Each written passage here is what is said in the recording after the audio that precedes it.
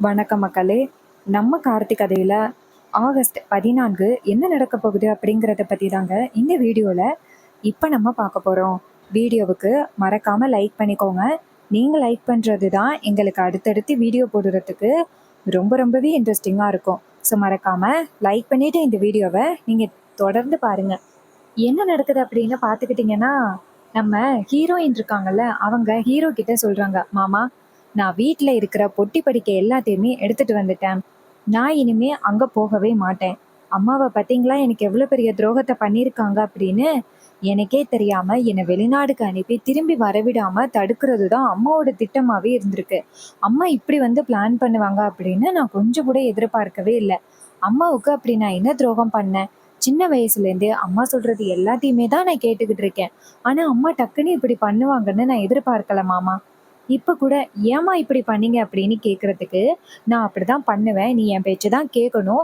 நீ என் பேச்ச கேட்கலைன்னா அப்புறம் நான் உன் கண்ணு முன்னாடி இருக்க மாட்டேன் அப்படின்னு சொல்லி என்னையவே மிரட்டுறாங்க. அப்படி என்ன மிரட்டுனா அப்புறம் எனக்கு கோவம் வராம இருக்குமா மாமா? நான் அம்மா கிட்ட சொல்லிட்டேன். இங்க பாருங்கம்மா, இதே மாதிரி நீங்க சின்ன வயசுலேருந்தே என்னை மிரட்டிக்கிட்டு இருக்கீங்க. இதுக்கப்புறமும் உங்க பேச்ச கேட்டு நான் பயப்படணும் அப்படின்னு அவசியமே இல்லை. நான் வந்து நேரா மாமா கிட்ட போக போறேன். மாமா என்னோட புருஷன். என் கழுத்துல தொட்டு தாலி கட்டினவரு. இப்ப நீங்க வந்து என்ன மாமா கிட்ட இருந்து பிரிக்கிறதுக்கு ட்ரை பண்ணிக்கிட்டு இருக்கீங்க. நான் கண்டிப்பா உங்க பேச்சை கேட்க மாட்டேன் அப்படின்னு சொல்லிட்டு அம்மா கிட்ட கட் அண்ட் ரைட்டா சொல்லிட்டு வந்துட்டேன். அதோட அப்பா அக்கா எல்லாருமே ரொம்ப ஃபீல் பண்ணாங்க, நான் வீட்டை விட்டு போறேன் அப்படின்னு. இருந்தாலும் நான் வீட்டை விட்டு போய் நான் உங்க கூட தான் வாழ போறேன் அப்படின்னு தெரிஞ்சு ஒரு பக்கம் அவங்க சந்தோஷப்பட்டாங்க. ஒரு பக்கம் அம்மா வந்துட்டு என்னை ரொம்பவே மிரட்டி பார்த்தாங்க, நான் போகக்கூடாது அப்படின்னு. இப்போ வரையில கூட சித்தி வந்து என்ன பண்ணாங்க அப்படின்னா, என்னை வந்து ரொம்ப மிரட்டினாங்க, எங்கடி போற அப்படின்ட்டு. அப்போ எனக்கு செம்ம டென்ஷன் ஆயிட்டு. எவ்வளோ தைரியம் இருந்தால் என்ன வந்து பேசுவீங்க? இப்படி நடக்கிற எல்லா சூழ்ச்சிக்கும் காரணமே நீங்க தான் அப்படின்னு சித்தியை செம்மையா வெளுத்து கட்டுனேன். சித்தி வந்து நான் அப்படி பேசினதை பார்த்துட்டு ரொம்பவே ஷாக் ஆயிட்டாங்க. என்னடா இது, இவ இப்படி பேசுறாளே அப்படின்னு சித்தியே ரொம்ப ஷாக் ஆயிட்டாங்க. இருந்தாலும் பரவாயில்ல அப்படின்னு நான் சித்தியை செம்மையா திட்டிட்டு அந்த இடத்துல இருந்து வந்துட்டேன் மாமா. இனிமே வந்துட்டு அம்மா கண்டிப்பா வந்து என்ன வந்து பார்க்க மாட்டாங்க. அப்படி பார்த்தா நான் கண்டிப்பா அம்மாவ சும்மா விட மாட்டேன் அப்படின்னு சொல்லிட்டு ரேவதி பயங்கர கோவத்தோட பேசுறாங்க. அப்புறமா ஹீரோ சொல்றாரு, "இல்ல ரேவதி, இருந்தாலும் நீ முடிவு பண்ணது கொஞ்சம் அவசரப்பட்டு முடிவு பண்ணிட்டியோன்னு தோணுது. ஏன்னா அத்தை வந்துட்டு உன் மேல ரொம்ப பாசத்தோட இருக்காங்க. ஸோ கண்டிப்பா வந்துட்டு அவங்க உன்னை விட்டு பிரிஞ்சு இருக்க மாட்டாங்க ரேவதி." அப்ப ரேவதி சொல்றாங்க, "மாமா, அதுக்காக உங்ககிட்டேருந்து என்ன எத்தனை வருஷமா இப்படி பிரிச்சு வச்சிருப்பாங்க? உங்களுக்கும் எனக்கும் கல்யாணம் ஆகிட்டுன்னு தெரிஞ்சும் அவங்களோட அந்த பழைய பகைனால எங்களையும் உன்னையும் பிரிக்க பார்க்குறாங்களே, இதெல்லாம் சரியா மாமா? இங்க பாருங்க, என்ன ஆனாலும் சரி, நான் கண்டிப்பா அம்மாவோட பேச்சை நான் கேட்க மாட்டேன். நான் உங்க கூட சேர்ந்து வாழ்றதுக்காக வந்திருக்கேன். நீங்க வாங்க நம்ம வீட்டுக்கு போவோம் அப்படின்னு." அப்ப ஹீரோ சொல்றாரு, "இல்ல ரேவதி, நீ வந்துட்டு என் கூட வாழணும்னு வந்திருக்க. ஸோ நீ நேரா வா, நம்ம கோயிலுக்கு போவோம், வீட்டுக்கு போவோம், பாட்டி வீட்டுக்கு" அப்படின்னு. அப்ப ரேவதி சொல்றாங்க, "சரிங்க மாமா, நீங்க சொல்றதும் சரிதான். நேரா நம்ம பாட்டி வீட்டுக்கே போகலாம். பாட்டி தான் வந்துட்டு நம்ம எல்லாருக்கும் ஒரு நல்ல முடிவு சொல்றவங்க.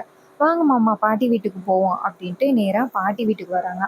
பாட்டி வந்துட்டு ரேவதியை பார்த்ததும் செம்ம ஹாப்பியா ஆகுறாங்க. அம்மாடி அப்படின்னு 2 பேரையும் பார்த்துட்டு ரொம்ப சந்தோஷப்படுறாங்க. ரேவதி வந்து நேரா பாட்டியை பார்த்துட்டு, "பாட்டி" அப்படின்னு சொல்ல, பாட்டி சொல்றாங்க, "அம்மாடி, உங்க 2 பேரையுமே இப்படி பார்க்கணும் அப்படின்னு நான் எத்தனை நாளா தெரியுமா காத்துக்கிட்டு இருந்தேன். இப்போ உங்க 2 பேரையுமே இப்படி பார்க்கறதுக்கு எனக்கு மனசுக்கு ரொம்பவே சந்தோஷமா இருக்கு. உங்க 2 பேருக்கும் நல்லபடியா வந்துட்டு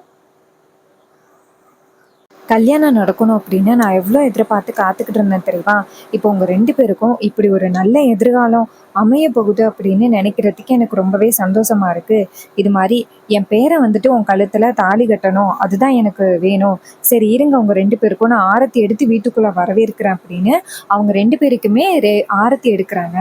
அப்ப நம்ம ரேவதி பாட்டியை பார்த்துட்டு, "பாட்டி, இது மாதிரி அம்மா முறையில இருந்து நீங்க வந்துட்டு எல்லாமே இதெல்லாம் எங்களுக்கு பண்ணிக்கிட்டு இருக்கீங்க பாட்டி" அப்படின்னு. அப்ப பாட்டி சொல்றாங்க, "அம்மாடி, கார்த்தியோட அம்மா இருந்திருக்கணும். ஆனா அவ தான் இப்படி சின்ன வயசுலயே போயிட்டாளே. அதுவும் என் பேரன் கார்த்தியே உண்மை வந்துட்டு உன் அம்மாவுக்கு தெரியக்கூடாது அப்படிங்கிறதுக்காக அப்படி அவசரப்பட்டு அவ முடிவெடுத்துட்டா." அப்ப ரேவதி சொல்றாங்க, "பாட்டி, அப்படியா பாட்டி?" அப்படின்னு. பாட்டி சொல்றாங்க, "ஆமாம்மா. சரிம்மா, பழைய விஷயத்த பத்தி இப்ப பேசி நம்ம என்ன பண்ண போறோம்? நீ வந்து வீட்டுக்குள்ள இருக்கிற விளக்க ஏத்துமா. நீ எப்ப வந்து வீட்டுக்குள்ள இருக்கிற விளக்க ஏத்துவ அப்படின்னு நான்லாம் எதிர்பார்த்து காத்துக்கிட்டு இருக்கேன் தெரியுமா? வாமா" அப்படின்னு சொல்ல, ரேவதியும் சரி பாட்டி இதோ வரேன் அப்படின்ட்டு உள்ளார போறாங்க. அங்க போயிட்டு நல்ல விளக்கு ஏத்துறாங்க ரேவதி. இதை பார்த்துட்டு பாட்டி ரொம்பவே சந்தோஷப்படுறாங்க. இப்படி நடக்கணும் அப்படின்னு நான் எத்தனை நாள் எதிர்பார்த்து காத்துக்கிட்டு இருந்தேன். இப்படி நடக்கிறத பார்த்துட்டு எனக்கு ரொம்பவே சந்தோஷமா இருக்கு. அபிராமி உயிரோட இருந்தா கண்டிப்பா இதை பார்த்துட்டு அவ ரொம்பவே சந்தோஷப்படுவா. அப்ப ஹீரோ சொல்றாரு, ஆமா பாட்டி, கண்டிப்பா அம்மா ரொம்பவே சந்தோஷப்படுவாங்க. பாட்டி சொல்றாங்க, சரியா பேராண்டி, ரேவதியை கூட்டிக்கிட்டு நம்ம வீட்டை சுத்தி காமி. ரேவதிக்கு பழைய ஞாபகங்கள் நிறைய இல்ல. ஒருவேளை நம்ம வீட்டை சுத்தி பார்த்தா அவளுக்கு ஞாபகங்கள் வர்றதுக்கு வாய்ப்பு இருக்குல்ல, அதனால அவளுக்கு சுத்தி காமிமா.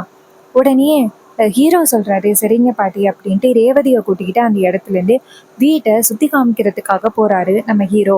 அவரு போனதோட பாட்டி வந்துட்டு நேரா சாமி கிட்ட போயிட்டு, ஐயா, என் பேரன் ரேவதியோட வாழ்க்கையை தொடங்குறதுக்காக வந்திருக்கான். கண்டிப்பா இந்த ஈஸ்வரி ஏதாவது ஒரு வகையில என் பேரனுக்கு கண்டிப்பா பிரச்சனை கொடுக்கறதுக்கு பாப்பா. நீங்க தான் என் பேரனை அவகிட்ட இருந்து காப்பாற்றணும். என் பேரன் வந்துட்டு எந்த பிரச்சனையும் இல்லாம இனிமேலும் நிம்மதியா அவனோட வாழ்க்கைய ஆரம்பிக்கணும். அதுக்கு நீங்க தான் கடவுளே அவனுக்கு உறுதுணையா இருக்கணும் அப்படின்னு பாட்டி சாமியை கையெடுத்து கும்பிடுறாங்க. அப்புறமா ஹீரோ வந்துட்டு ரேவதியை கூட்டிக்கிட்டு நேரா வீட்டை சுத்தி காமிக்கிறதுக்காக போறாரு. ரேவதி வீட்டையெல்லாம் சுத்தி பார்த்துட்டு கேக்குறாங்க, மாமா, இந்த இடத்துக்கு நான் எவ்வளோ தடவை வந்திருப்பேன், எவ்வளோ தடவை உங்க கூட எல்லாம் பேசியிருப்பேன், பாட்டி கூட எல்லாம் பேசியிருக்கேன், ஆனா எனக்கு எதுவுமே ஞாபகம் வர மாட்டேங்குதே.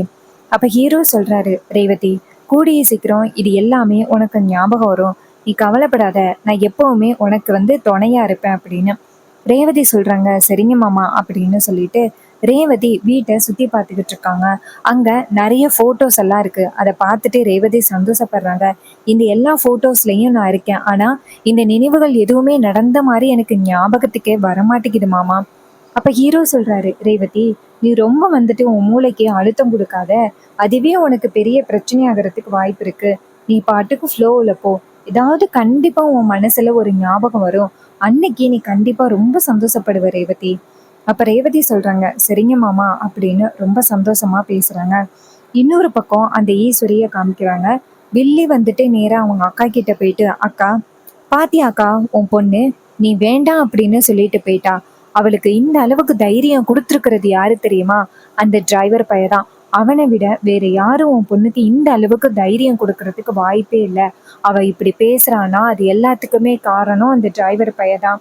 நான் தான் ஆரம்பத்துல இருந்தே சொன்னனே, உன் பொண்ணு உன்னை ஏமாத்திக்கிட்டு இருக்கா அப்படின்னு ஆரம்பத்துல இருந்தே நான் உன்கிட்ட சொல்லிக்கிட்டு இருந்தேன். ஆனா நீ கொஞ்சம் கூட கேட்கவே இல்லை.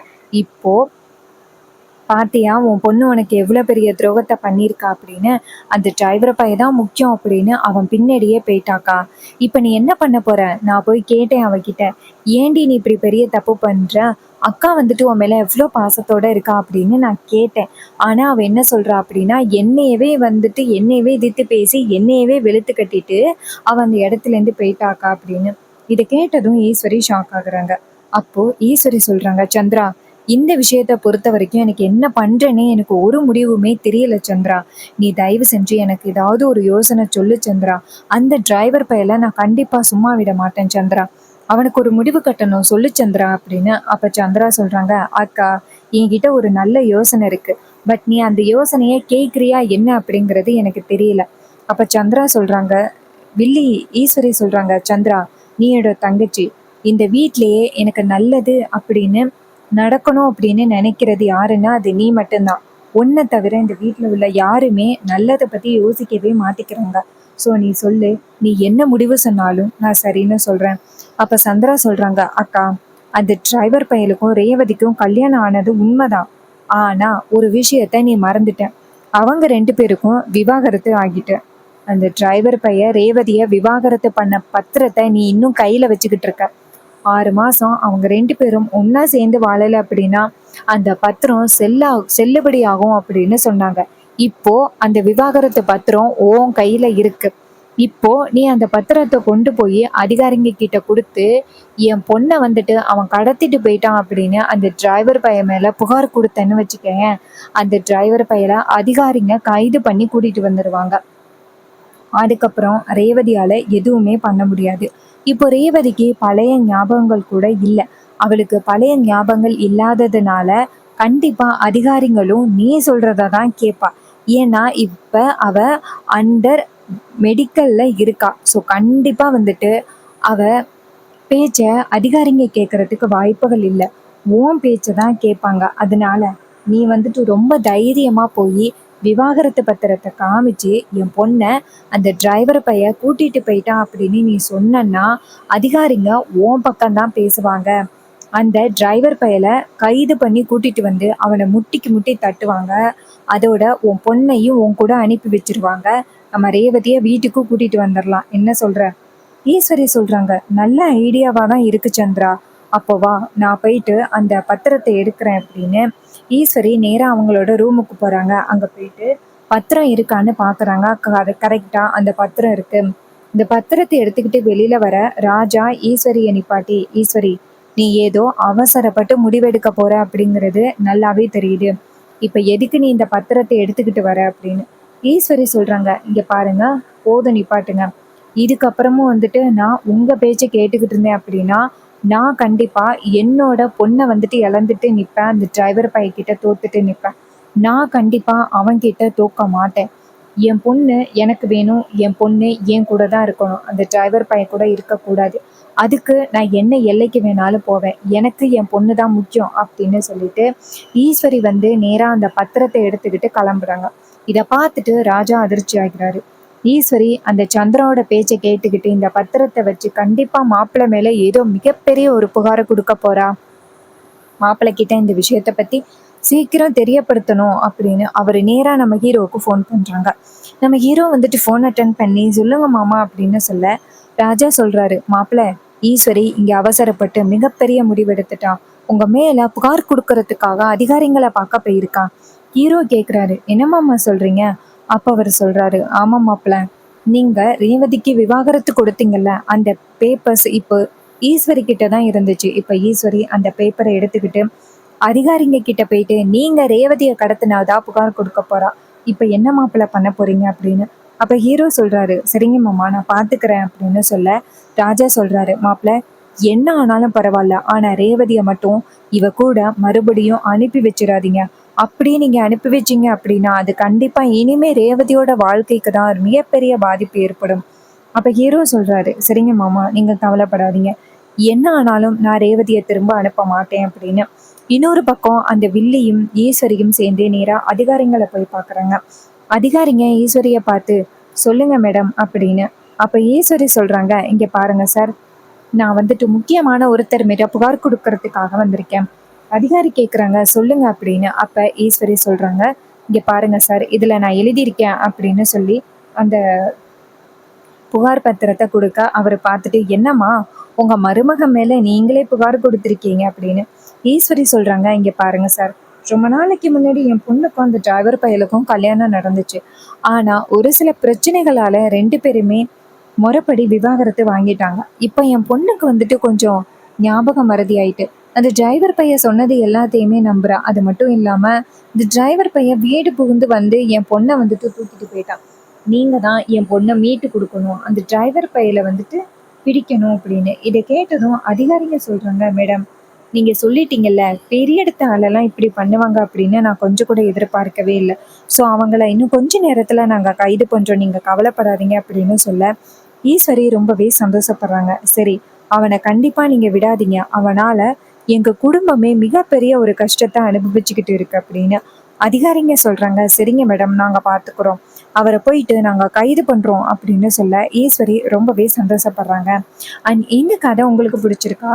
இந்த கதை பிடிச்சிருந்துச்சுன்னா இந்த வீடியோவுக்கு மறக்காம லைக் பண்ணிக்கோங்க. நீங்க லைக் பண்றது தான் எங்களுக்கு அடுத்தடுத்து வீடியோ போடுறதுக்கு ரொம்பவே இன்ட்ரெஸ்டிங்கா இருக்கும். ஸோ மறக்காம லைக் பண்ணிட்டு இந்த வீடியோவை நீங்க தொடர்ந்து பாருங்க. உங்களுக்கும் உங்களோட யூடியூப் சேனலுக்கு இதே மாதிரி வாய்ஸ் ஓவர் கொடுக்கணும் அப்படின்னு நீங்கள் ஆசைப்பட்டீங்க, உங்களோட யூடியூப் சேனலுக்கு வாய்ஸ் ஓவர் வேணும் அப்படின்னா நம்மளோட இந்த இன்ஸ்டாகிராம் ஐடிக்கு காண்டாக்ட் பண்ணுங்கள். நம்மளோட இன்ஸ்டாகிராம் ஐடியை இங்கே மென்ஷன் பண்ணியிருக்கேன். இதில் காண்டாக்ட் பண்ணி உங்களுக்கு தேவையான வாய்ஸ் ஓவரை நீங்கள் எடுத்துக்கலாம். தேங்க்யூ ஃபார் வாட்சிங். See you on next video.